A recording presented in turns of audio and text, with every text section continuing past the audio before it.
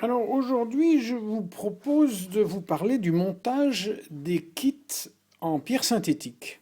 Pour les bâtiments, qui donc sont en pierre, quoi de plus naturel que d'utiliser de la pierre? La pierre synthétique, c'est une sorte de plâtre très très fin qui est moulé et qui a donc la consistance, la température et le poids de la pierre.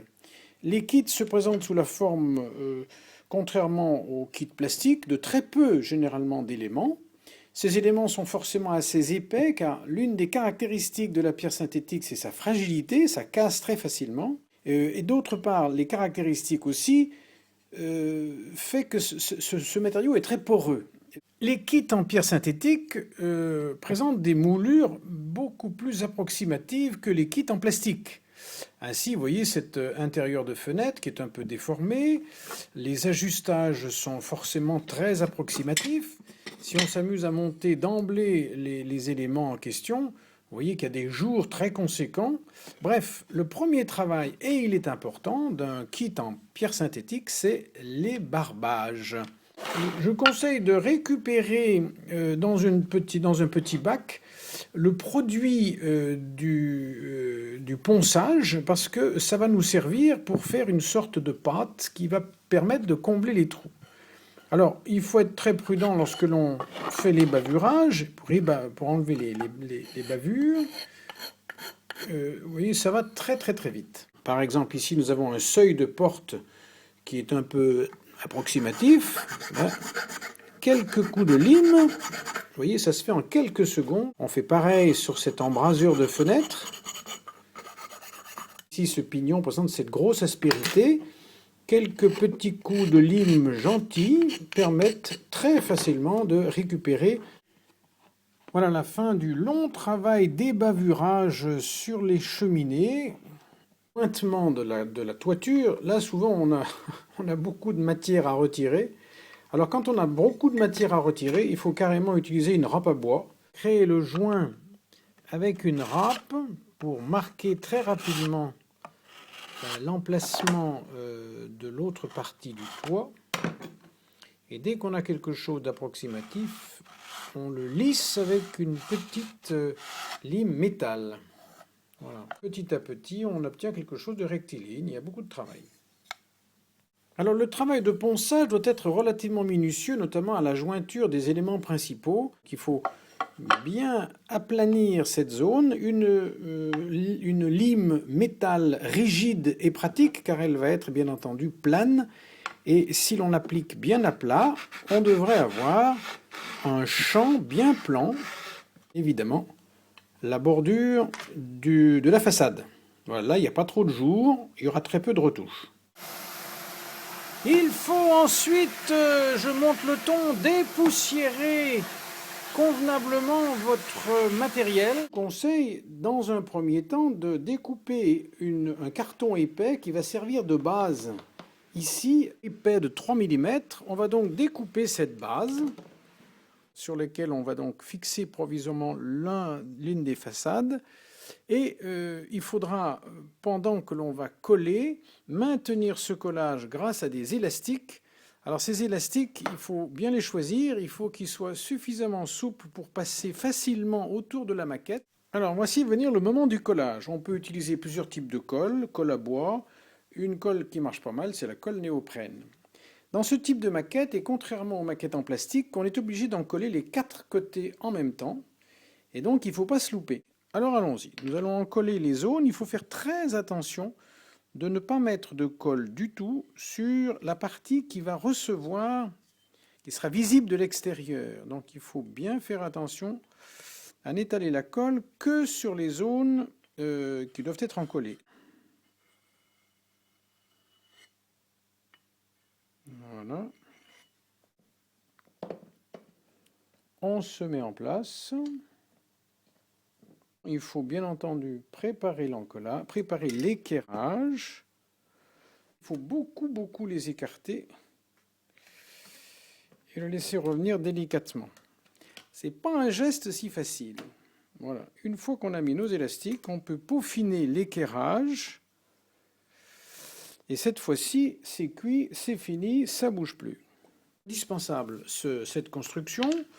en utilisant des baguettes, à la fois dans le sens de la longueur de la maquette et dans le sens vertical. J'en colle généreusement à la colle néoprène ce petit carré que je vais faire glisser en bas jusqu'à le bloquer entre mon carton et le bord de la façade. On n'hésite pas, on bloque bien. Voilà, renfort, solidité garantie. On fait la même chose des quatre côtés. Voilà notre maquette en cours de séchage. Évidemment, surtout jamais de serre-joint parce que là ça casse. Notre colle est sèche et voilà à quoi ressemble le bâtiment une fois les quatre murs installés. On s'aperçoit tout de suite qu'il y a de gros écarts. On va combler ces fentes disgracieuses avec eh bien, la poudre que l'on a créée en faisant tout à l'heure notre ponçage. Pour ça, on va dans un petit récipient mettre de la poudre qu'on a créée et mettre très peu d'eau et bien touiller. On va obtenir un plâtre. Et avec ce plâtre qui est en fait de la pierre à décor fluide, eh bien, on va venir avec une petite spatule le placer délicatement dans l'interstice pour combler le trou. Bien entendu, il ne faut pas en mettre trop, sinon on va abîmer le relief des pierres. Une fois bien comblé les interstices, avec un petit stylet, on vient récupérer le relief des pierres. Voilà, là on voit bien qu'on a assez bien récupéré cet angle. Alors on va procéder maintenant à la mise en peinture de la façade qui est maintenant bien sèche. Et il faut préparer une sorte de lavis. Alors, dans ce petit récipient, j'ai mis un petit peu d'eau. Par exemple, une petite pointe d'un orange comme ça. Il faut bien entendu diluer. Et puis peut-être un soupçon de saumon de cette couleur-là. Voilà. Ça a priori, c'est pas mal comme teinte. On peut voir sur un papier blanc. Pour la mise en peinture de la pierre synthétique, il faut toujours mouiller la pierre d'abord et procéder façade par façade. Avec de l'eau, on mouille largement, très largement, cette pierre synthétique. Une fois bien mouillée, ce qui va permettre une homogénéisation correcte de la peinture, eh bien, on va attaquer plutôt par le haut, en évitant les reliefs qui sont censés être blancs, c'est-à-dire les reliefs des pierres d'angle, les reliefs des indications de destination, le nom de la gare. Et vous voyez, la couleur se diffuse directement dans l'eau qui a imbibé la pierre. Même chose pour la façade principale. Et on repart avec notre peinture très diluée en respectant les pierres d'angle des fenêtres. Comme il y a un petit relief, c'est pas si compliqué que ça. Par contre, il faut laisser la façade à plat pour que le pigment ne coule pas trop vers le bas, bien entendu. On peut voir qu'ici, là où j'avais refait le joint, eh bien, la peinture s'applique de la même manière. Il n'y a pas de différence. Vient maintenant le traitement des pierres d'angle. On fait un lavis exactement comme tout à l'heure, mais tout simplement avec du noir extrêmement dilué. Et on va... Alors là, il faut donner une petite inclinaison verticale à la maquette. Et avec un pinceau un peu plus fin, on va venir juste recouvrir ces pierres dans le chaînage d'angle avec le lavis dilué de gris. Pour finir, on va assombrir un petit peu plus les pierres qui se trouvent dans le soubassement en évitant, comme tout à l'heure pour le crépi, les contours des portes. On peut éventuellement reprendre avec du blanc extrêmement sec, mais pur cette fois-ci, les angles de certaines pierres. Notre bâtiment est maintenant bien décoré. J'ai d'ailleurs remis une petite couche de peinture car elle était trop claire. Il faut se méfier, la peinture souvent se modifie dans sa profondeur en séchant. C'est le moment de s'occuper des huisseries. Alors, dans la plaque de chez Zébulon, c'est très simple. Ce sont des huisseries qui sont en fait décorées dans une plaque plastique qu'il suffit de découper à la bonne largeur. Rien de bien extraordinaire dans tout ça. Il faut bien entendu placer les huisseries à l'intérieur. On va peut-être les décorer un peu plus parce qu'elles sont un peu basiques, là, telles que... Pour coller ce genre de menuiserie, on ne sait jamais trop comment procéder. Alors moi, je vous propose tout simplement, après avoir placé l'huisserie bien en place, de mettre des plots très rustiques, comme ça, de colle néoprène, dans les zones, évidemment, où on ne pourra pas la voir de l'extérieur. Détail concernant la décoration des fenêtres, cette gare n'est pas disposée au premier plan, puisqu'elle est destinée à la gare terminus de Maraudieu, tout au fond du réseau, et je n'ai pas l'intention de décorer l'intérieur. À ce moment-là, il vaut mieux avoir des vitres opaques plutôt que des vitres qui soient transparentes et laisseraient voir un intérieur vide. Pour ça, rien de plus simple, un élément de carton noir qui va donner l'illusion d'une certaine profondeur. Voilà. C'est vraiment très très simple. Pour les fenêtres de l'étage, même système mais avec des rideaux. On va coller donc les fenêtres avec des rideaux, ce qui donne un peu de couleur.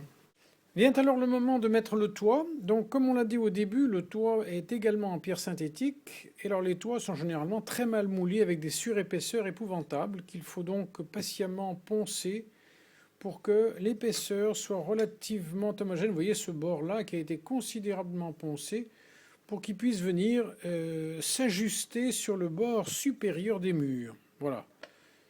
On place le toit sur le premier côté, le toit opposé.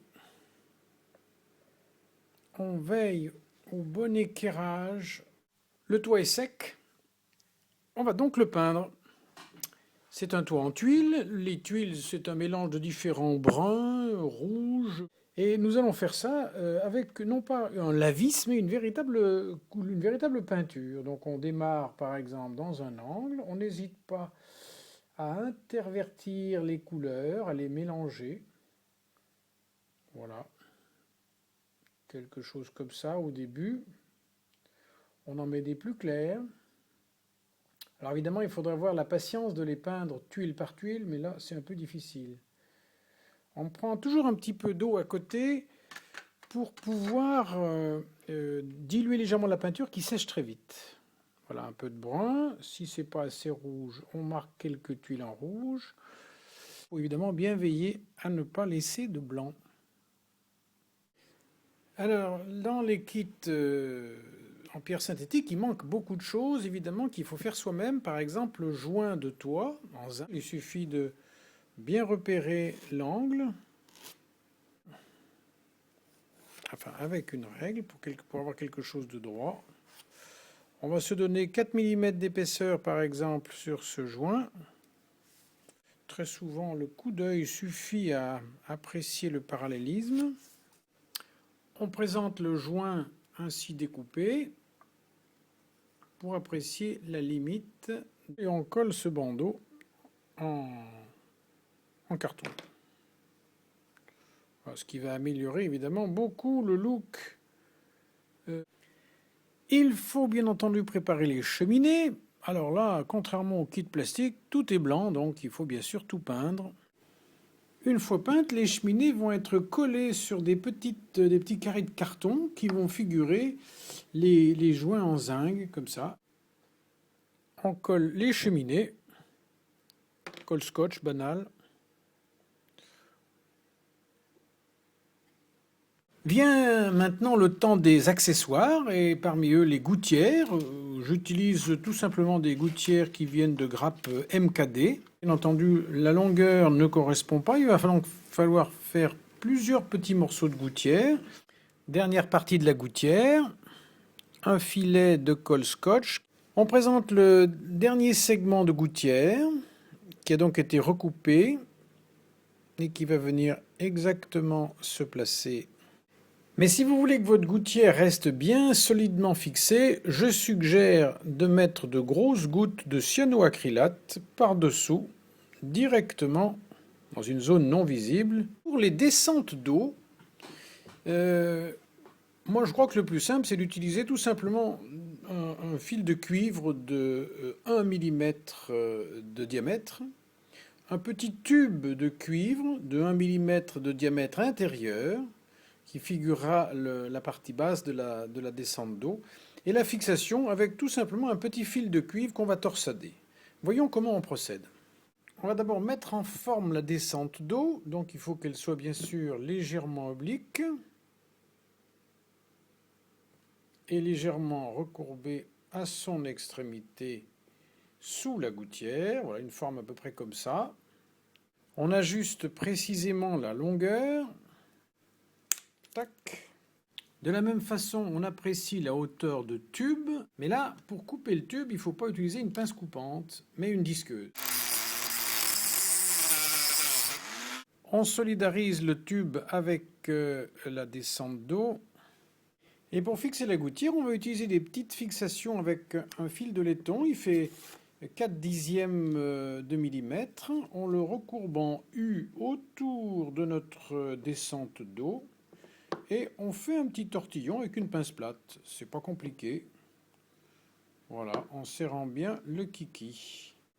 On recoupe l'excès de longueur. Il faut qu'il reste juste du tortillon. Alors vous l'avez compris, ces tortillons vont s'enfoncer dans des petits trous qu'on va faire dans la façade. Il y aura 3 petits trous. Un ici et par exemple en bas. Moi j'ai l'habitude d'utiliser un Dremel. Mais on peut les faire au drill à main, bien entendu. Le Dremel est quand même très très maniable. Voilà. La pierre se perce facilement.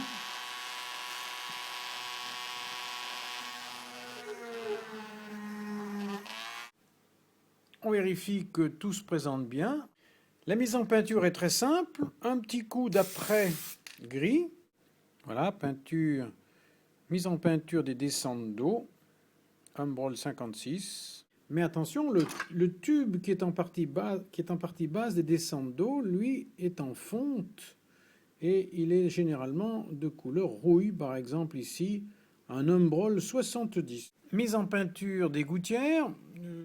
Le collage de la descente d'eau, alors on la met d'abord en place, la descente. On prend une goutte de cyanoacrylate au bout d'une petite pointe et on vient glisser cette toute petite goutte dans le petit trou. C'est un peu délicat parce qu'il faut quand même faire les 3 à la fois. On confirme l'encollage toujours à la cyano avec la gouttière. Voilà une petite goutte là. Toc. Le bâtiment voyageur est maintenant presque fini. Vous voyez, cette maquette donc en pierre synthétique nécessite beaucoup de travail, disons, supplémentaire par rapport au montage et la facilité qu'on a dans les maquettes en plastique. Il lui manque à notre maquette 2 choses, quelques indications, quelques affiches, quelques décorations et bien sûr une patine. Pour l'affiche du nom de la gare qui va se trouver en façade, j'ai tout simplement tiré par un traitement texte sous Word le nom de la gare avec un fond bleu. J'ai contre-collé sur une petite plaque de canson, et ce qui me donne une légère surépaisseur et un liseré blanc. Fixation du nom de la gare. Voilà. Quelques attributs que les passagers puissent savoir où se trouve la sortie. Pas de gare sans horloge, bien sûr, ni sans les horaires des trains, naturellement. On signale exceptionnellement les retards. D'ailleurs, ce tableau est vide. Les appels au voyage, comme par exemple ici, pour aller visiter l'Auvergne. Ou le Val-de-Loire.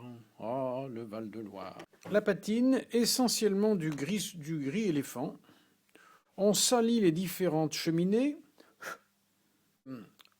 La patine du toit. On va casser l'aspect trop clinquant de ces couleurs de briques. De terre à décor grise. Voilà. Quelque chose comme ça, qui donne déjà une allure un peu plus réaliste. La patine de la zone crépie nécessite beaucoup de précautions avec ce genre de gris, car elle accroche très très vite et on a très rapidement tendance à dépasser son objectif. Il faut prendre avec une brosse dure, très peu de gris, qu'on tapote comme ça un peu, et on y va très très très doucement. Voilà. On va passer à la façade principale. Donc on commence souvent par le haut, hein. C'est souvent en haut que les façades sont un petit peu crasseuses.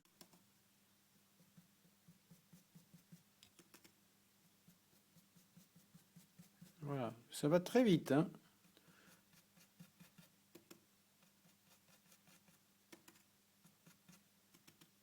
Ça, c'est pas très facile. Je prends un tout petit peu, là il y en a presque trop, je souffle, je prends ma brosse propre et j'estompe rapidement. Pour estomper, il faut frotter plus fort.